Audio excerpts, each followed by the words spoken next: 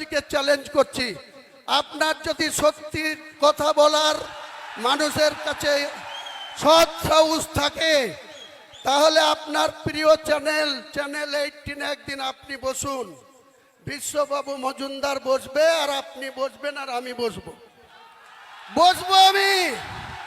আপনি বাংলার মানুষকে কতটা মিথ্যাচার করেন সেদিন প্রকাশ পাবে, বাংলার মানুষ দেখবে, ভারতবর্ষের মানুষ দেখবে যে আপনি মানুষকে ইউজ অ্যান্ড থ্রো, কাজের সময় কাজী আর কাজ ফুরালে পাঁচি।